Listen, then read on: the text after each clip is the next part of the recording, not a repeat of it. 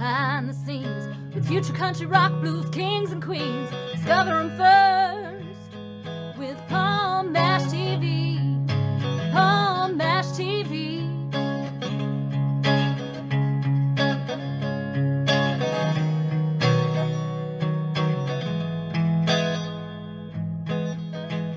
Well, hello there. It's Paul Mash TV time again. Thank you so much for joining us. Another great interview is coming up shortly.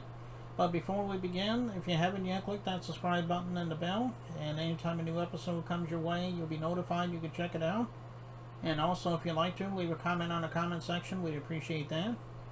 And if you're on Facebook, go to facebook.com/PaulMashTV, which is our official page. And feel free to follow us there. Inboxes, comment the things you see there. And also, if you're an artist or a band that want to be on the show, you can email us at paulmashtv, all one word, at gmail.com. And we'll show you what to do. And we also appreciate fan mail from that same email address. So if you're just simply a fan, send us a letter. We'll get back to you. And all this is going to be recapped for you at the closing credits at the end of the show. So stay tuned for that. From Victoria, British Columbia, Canada, we have Bipolar Man from the group Special Agent Sunshine. And I think you're really going to like this group. And of course, as always, we have a song at the end. And we're going to go cut right to the chase and have the interview, which starts right now. All right, here we are with the interview again. And with us from Victoria, British Columbia, Canada, we have Bipolar Man. He's with a group called Special Agent Sunshine. And well, thank you for joining us on the show, Bipolar Man. Very much, sir. Thank you very much for having me. Yeah, no problem. Glad to have you here today. Well, let's start by the obvious. You know, everybody has their own story. We want to hear about how you got started in the music business. Well, I mean, me personally, I'm coming from Ontario. I just finished college and then hijacked my way to Chicago and started touring and playing shows and played like 1,000 shows in like over 8 years of living in Chicago, and just toured the States, toured Canada and everything. And then for me, my bipolar and all my mental health stuff started keying in around like 27, 28. And it just took away like everything. I started not caring and all that kind of stuff. Anyway, then I just got burnt out with the music industry, moved here to Victoria in, say, 2012, and then was just doing my own thing. But then last year, off of freaking Craigslist, of all places, I met a guy called my friend Merrick, who goes by M-Rock. That's his production name. And the two of us, he was looking for lyricists, vocalists to like just put stuff over his music that he'd been writing. And we just started clicking like immediately. It was just brought everything back into what I wanted. And so for 10 straight months, we were just writing, just popping out songs. And then almost a year to the day that we met each other, we signed a record deal with a subsidiary of Sony Music over in Vancouver. And since November, we've been pretty much just trying to slowly scale everything up, like just trying to put the whole social media together and put all the artistic direction together and the graphics, and put together an album so that we can, our first single comes out January 27th, called 1,000 Highways. We just finished shooting the video for it. That'll come out January 9th. And then the full-length album, or debut album, self-titled, is going to come out mid-February. And then just scaling up from there. When the single comes out, it's going to get released to 50,000 radio stations worldwide and like all kinds of crazy stuff. And it's looking like it might be a really, really, really, really good year. And it all happened since we just started applying ourselves to each other. I mean, Merrick, he's been in the Canadian music industry for years. He did awesome stuff here for years and years. And then he moved to Los Angeles and worked at Sound City Studios in LA, which is just a legendary studio there. Worked there for like 6 years as one of the head engineers, and then got picked up by Dr. Dre to work in Dr. Dre's home studio from 98 to 2003. So he worked on all the Eminem records. He helped engineer all the Chronic 2001. He helped engineer No Diggity. Like, he worked on incredible shit. And then he just came here to Victoria, and then just kind of just thought it was like, you know, his whole thing was going to be winding down, and he just started working with indie people and stuff, and then met me, and now we just scaled it all up and started the group. And now at its core, it's just the two of us writing and producing everything. And then once things really, really take off, then we'll put together a touring band and then start to all go off and tour the world and just create the brand. And he'll stay back at the studio writing, working with people and writing. And then when I'm done, I'll come back and we'll finish recording, record it all, and then we'll release it and I'll go right back on tour and just promote the whole thing. And that's what's up. Okay, well, that's quite a story, and I hope you got many more years ahead of you. Yeah, I got 5 years already in my head. We're already 5 years success. There is nothing in here in the plan that I have scaling up to get to where we need to get that is not attainable and will not be attainable. And the only thing that's hard about it is writing insanely good music. And it's just really, really not hard for us to do. Like today, we had, starting today, we had 9 songs on the album. And then an hour and a half ago, before I came home to do this, we started writing a brand new song, and it's almost mostly done. And it's already this really good song that we're actually gonna throw on the record again. And so now we have 10 songs on the record, so that we have to have done to Sony by the second week of January, so that it can come out before the end of February. But yeah, it's Well, what were some of the influences? I mean, I know you mentioned Dr. Dre earlier. Was he kind of an influence on you? If not, maybe mention a few others. I mean, for me personally, I mean, I grew up in the world of grunge and Pearl Jam. I mean, I have a big Pearl Jam tattoo on my arm. Like, they are my favorite band of all time. I'm a 90s kid, so I grew up around that. I grew up around the explosion of Canadian Canadian alternative music and Our Lady Peace and all that kind of stuff. And then you just grow into the 2000s, where, like, Eminem started growing. And it was more that I just studied people as like, for me, I'm a lyricist at core. I'm a great singer, but at the same point, my number one gift in life is writing just really solid lyrics. Bernie Taupin is my legend of legends of lyricists, because he was just, nobody would have ever. Elton John would have just been a really great piano player if Bernie Taupin wasn't a part of his world, because he wouldn't have had anything to say.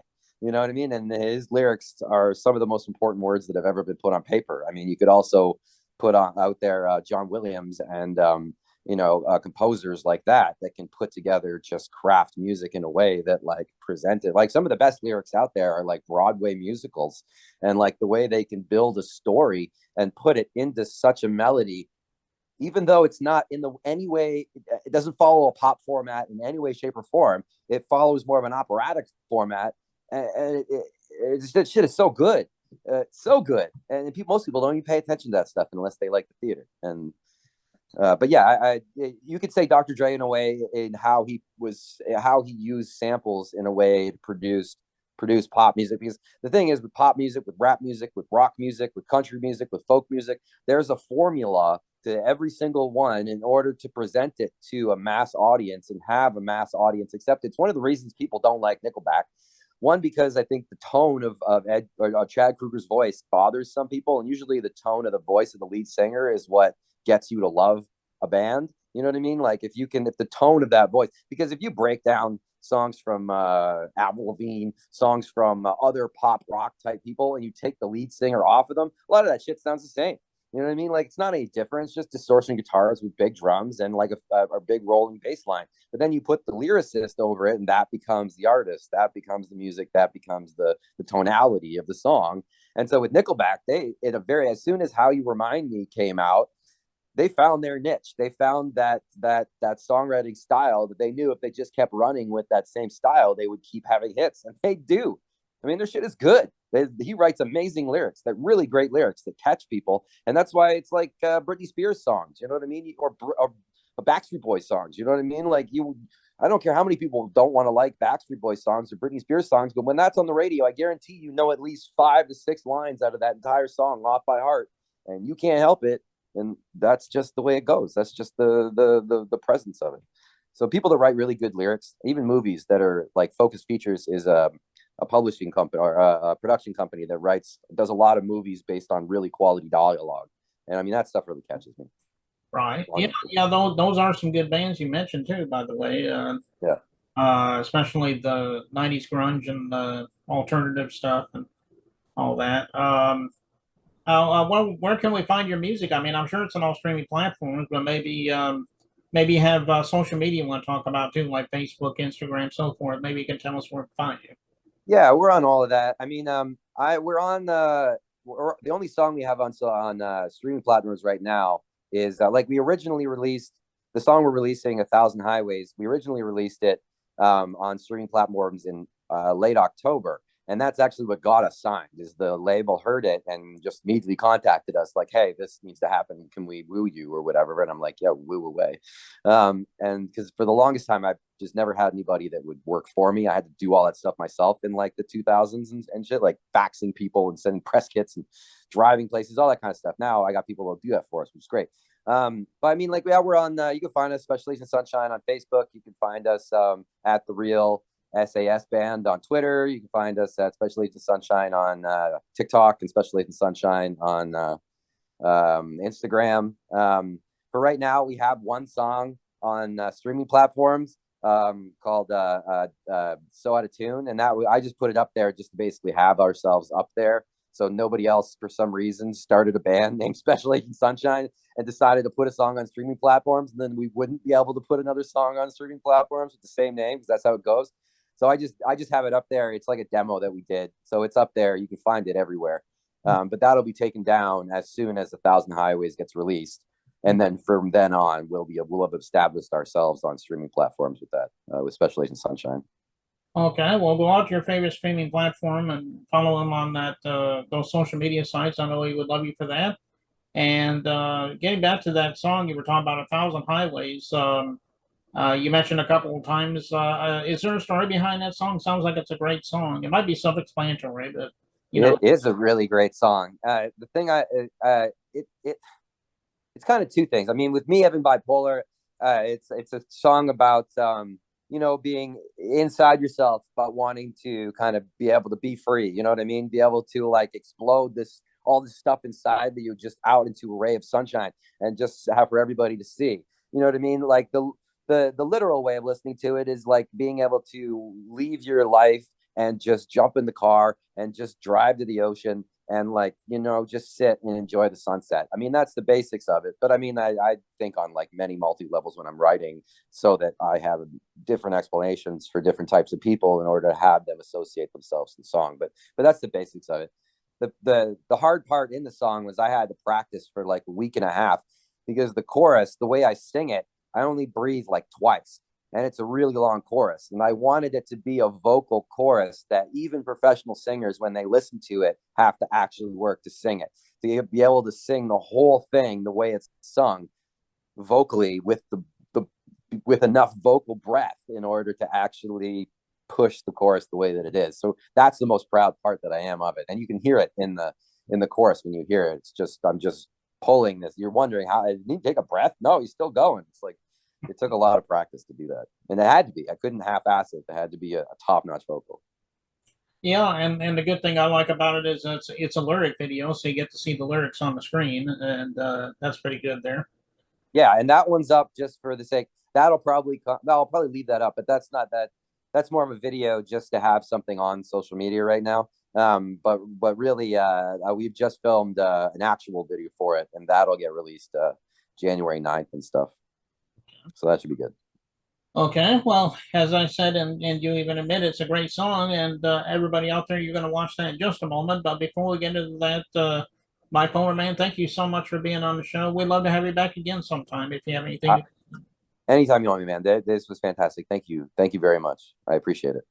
Okay, and here it is, "A Thousand Highways" by Special Agent Sunshine, and starts right now.